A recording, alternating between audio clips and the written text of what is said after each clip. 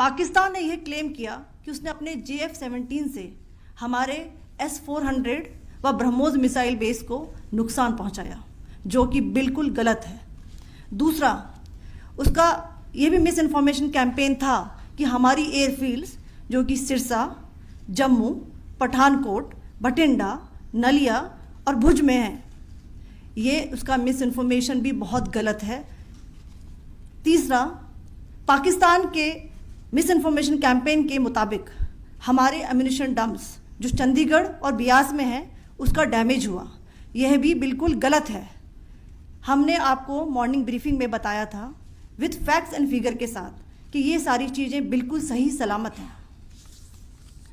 अब मैं आपको बताना चाहती हूँ कि पाकिस्तान के एक प्रेस कॉन्फ्रेंस में ये बात की गई थी कि उनके सीनियर मिलिट्री ऑफिसर्स जो कि पूरी तरह से ये भ्रामक हैं और तथ्यों से दूर हैं कि पाकिस्तान की ओर से ये झूठा आरोप भी लगाया जा रहा है कि भारतीय सेना ने मस्जिदों को नुकसान पहुंचाया। मैं इससे बिल्कुल स्पष्ट करना चाहती हूं कि India is a secular nation और हमारी सेना भारत के कॉन्स्टिट्यूशनल वैल्यूज़ की एक बहुत प्यारी झलक है।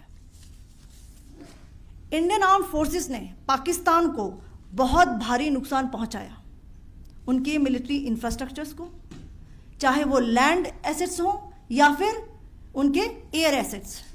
यही नहीं, इंडियन आर्म फोर्सेस ने पाकिस्तान की एयरफील्ड्स स्कर्दू, जकोबाबाद, सरगोदा और बुलारी को बहुत नुकसान पहुंचाया।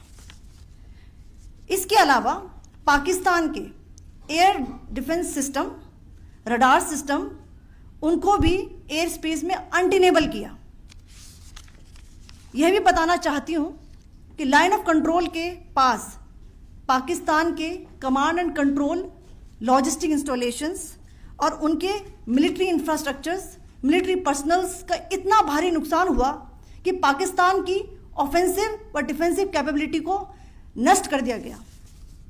अंत में मैं फिर से ये बात दोहराना चाहूँगी, इंडियन आर्म फोर्सेस पूरी तरह से तैयार है, सतर्क है और भारत की संप्रभुता और अखंडता की रक्षा के लिए पूरी तरह से कमिटेड है।